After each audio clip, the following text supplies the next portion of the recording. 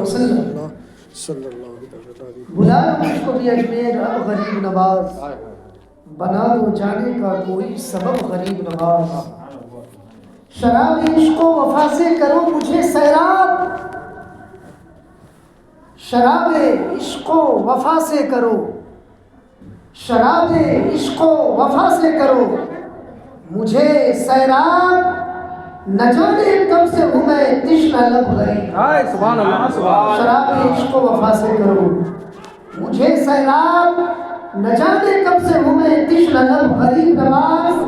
ہو تم عطائے رسول خدا میرے خواجہ، ہو تم عطائے رسول خدا میرے خواجہ، تمہیں جہاں نے دیا ہے لقب غریب. سبحان اللہ سبحان. تم عطائے رسول خدا میرے خواجہ، تمہیں جہاں نے دیا ہے لقب غریب نواز. اور نبی کی آل ہو حسنی حسینی سید ہو، نبی کی آل ہو حسنی حسینی سید ہو، ہے کتنا اعلیٰ تمہارا نسب غریب نواز. نبی کی آل ہو حسنی حسینی سید ہو، ہے کتنا اعلیٰ تمہارا نسب غریب نواز. اور علوم ظاہر و باطن کا ایک سمندر ہو، علوم ظاہر و باطن کا ایک سمندر ہو. ابھی میں تشریح کروں گا انشاءاللہ، پوری گفتگو اسی پر ہوگی. علوم ظاہر و باطن کا ایک سمندر ہو، پلا دو قطرے علم و ادب غریب نواز. علوم ظاہر و باطن سبحان اللہ ایک سمندر ہو، پلا دو قطرے قطرے علم و ادب غریب نواز. اور تمہیں ہو خوف ابو ذر بھلا کسی کا کیوں. کیا بات ہے کیا بات ہے. تمہیں ہو خوف ابو ذر بھلا کسی کا کیوں، ارے معین بن کے تمہارا ہے جب غریب نواز. نعرے تکبیر، اللہ اکبر، رسالت یا رسول اللہ، حضرت زندہ آباد، اہل سنت، زندہ آباد، غریب نواز، زندہ آباد، قبلہ، زندہ آباد. نعرے تکبیر، اللہ اکبر، یا رسول اللہ صلی اللہ علیہ وسلم. بہت خوب بہت خوب. کیوں معین بن کے تمہارا ہے جب غریب نواز. بنا دو جانے کا کوئی سبب غریب نواز، بلا لو مجھ کو بھی اجمیر اب غریب نواز. ایک بار درود پاک پڑھیں. اللہم صلی علی سیدنا اللہم صلی علی سیدنا مولانا صلاۃ و سلام علیک یا رسول اللہ صلاۃ و سلام علیک یا رسول اللہ صلی اللہ تعالی علیہ وسلم. حضور سلطان الہند خواجہ خواجگاں خواجہ ولی نواز رحمۃ اللہ تعالی علیہ کا تعلق ایران کی سرزمین سے تھا جہاں آپ کی پیدائش ہوئی. ایران کی سرزمین میں سنجر نامی ایک علاقہ تھا، اسی علاقے میں آپ جلوہ افروز ہوئے.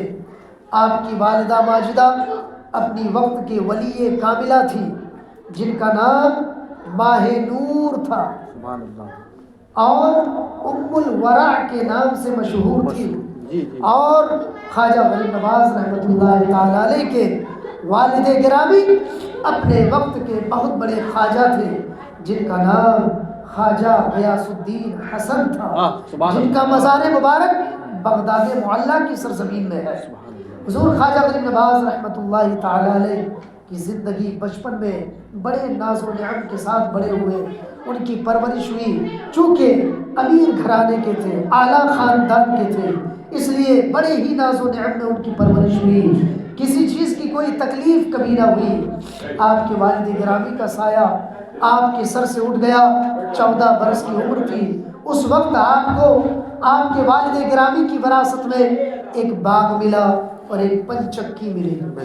وہ پنچکی آپ چلاتے تھے اور باغ میں پیڑوں کی سینچائی کرتے تھے، سیرابی کرتے تھے، اسی سے اپنا گھر بار چلاتے تھے. اسی دوران اپنے وقت کے بہت بڑے مجذوب حضرت خواجہ ابراہیم قندوزی رحمۃ اللہ تعالی علیہ کا اس باغ سے گزر ہوا. فارسی میں ایک بڑا مشہور مقولہ ہے، ولی را ولی کی شناست، ولی کو ولی ہی پہچانتا ہے.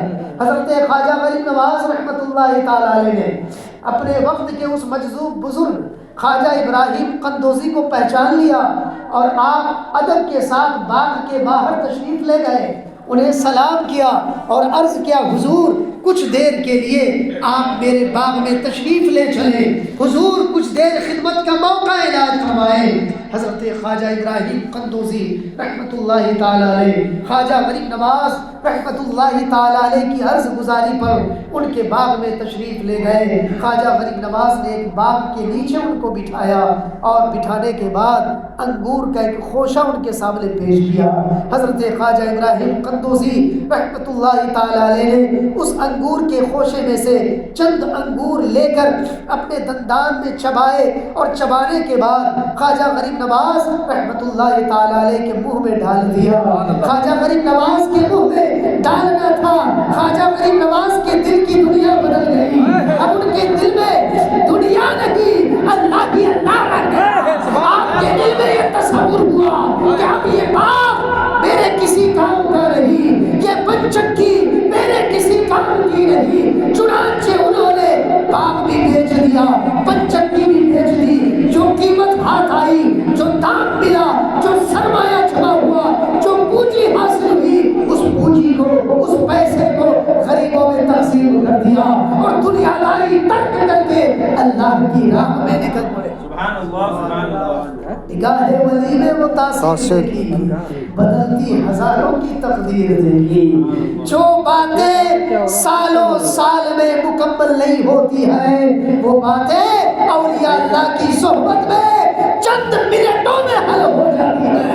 یہ اللہ نے اللہ کے ولی اپنے ولیوں کو پاور دیا ہے، اپنے دوستوں کو طاقت عطا فرمائی ہے۔ وہ انگور کے چند دانے خواجہ ابراہیم قندوزی نے خواجہ غریب نواز کے منہ میں کیا ڈالا تھا، خواجہ غریب نواز کے دل کی دنیا ہی بدل گئی۔ اب آپ علم کی تلاش میں نکل پڑے۔ اس وقت سمرقند اور بخارا یہ ایسی سرزمینیں تھیں جہاں علم کا بول بالا تھا۔ بڑے بڑے محدث، بڑے بڑے مفکر، بڑے بڑے دانشور، بڑے بڑے علم و فقہ کے تاج زرعی رکھنے والے بڑے بڑے محدثین کی جماعت ان شہروں میں موجود تھی۔ حضرت خواجہ غریب نواز رحمۃ اللہ تعالی علیہ نے جا کر وہاں باقاعدہ علم دین حاصل کیا، یعنی علوم ظاہر حاصل کیا۔ علوم ظاہر سے مراد جیسے ہم لوگ حافظ قرآن ہے، قاری قرآن ہے، عالم دین ہے، کوئی فقیہ ہے، کوئی مفتی ہے، تو یہ سب کیا ہے؟ ظاہری علوم ہے، ظاہری علوم ہے۔ دیکھیے جو ولی ہوتا ہے نا وہ ان پڑھ نہیں ہوتا ہے، جو ولی ہوتا ہے وہ بے علم نہیں ہوتا ہے۔ یہ لوگوں نے اپنی طرف سے کر لیا ہے کہ عالم الگ ہوتا ہے، ولی الگ ہوتا ہے۔ ہرگز ایسا نہیں ہوتا۔ جو ولی ہوگا پہلے عالم ہوگا، اس کے بعد ولی ہوگا۔ بغیر علم کے خدا کی معرفت حاصل ہی نہیں ہو سکتی۔ تبھی تو شیخ سعدی فرماتے ہیں بے علم چو شمع باید گداخت کہ بے علم نتوا خدا را شناخت، کہ علم کے پیچھے، علم کی تلاش میں، علم کے حصول میں اپنے آپ کو موم کی طرح پگھلا لو، کیونکہ بغیر علم کے حصول کیے اللہ کی معرفت حاصل نہیں ہو سکتی۔ اس لیے علم کا ہونا ضروری ہے۔ حضور خواجہ غریب نواز رحمۃ اللہ تعالی علیہ نے سب سے پہلے علوم ظاہر حاصل کیا اور سمرقند بخارا کی سرزمین میں مدتوں رہ کر وہاں کے بڑے بڑے علماء، فقہا، محدثین، مفتیان کرام کی بارگاہ میں زانو ادب تک کر کر ان سے علم حاصل کیا، یہاں تک کہ حضرت علامہ حسام الدین بخاری علیہ رحمت و رضوان اس زمانے کے بڑے مشہور بزرگ تھے۔ خواجہ غریب نواز نے 5 سال تک ان کی بارگاہ میں شرف تلمذ حاصل کیا۔ سبحان اللہ سبحان اللہ۔ کوئی معمولی بات نہیں۔ جب علوم ظاہرہ سے فارغ ہو گئے تو علوم باطن کے حصول کے لیے ایک پیر و مرشد کی تلاش میں نکل پڑے۔ پیر و مرشد ملے تو کہاں ملے؟ آج ایرو گیرو نتھو خیرو گھومتے پھر رہے ہیں، 6 انگوٹھیاں ہیں، لمبے لمبے بال ہیں، ہم پیر صاحب ہیں، 2-4 لوگوں کو رکھ لیا ہے، وہ لوگوں کو